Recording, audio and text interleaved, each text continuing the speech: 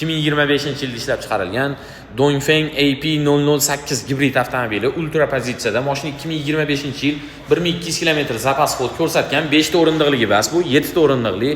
Xo'p, crossover. Mashinaning balonlari holati yaxshi turibdi, qora rangda, kraskalar toza. Bitta ikkita bunaqa tosh uchirgan joylar bor ekan. Oldi kapotda bo'ladi. Yoshlarga chiroyli qilib tekkizib olasizlar. Xo'p, slipoy zona 360 kameralar bor, salonlarning holati zo'r turibdi. 7 ta o'rindiqligi, polni elektropaket, ana ruchkalari yo'q, knopkadan ochiladi. Abduf Abagriyev masajlargacha bor. 35 ming yurgan monitor, orqada ham monitor, orqadagi sidinlarda ham Abduf Abagriyevlar atamankalarigacha bor ekan. Face ID'largacha bor. Hamma navorot bor-da, endi panorama deysizmi?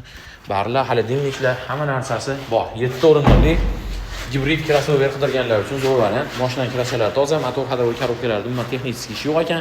Andijon viloyatining mashinasi hozircha Farg'onada turibdi. Akamiz Andijondan kelibdilar. Narxi zo'r bo'ldi. $26,950 ga bemalol telefon qilib baraka qilsangiz bo'ladi. Ulgurib qo'ydi.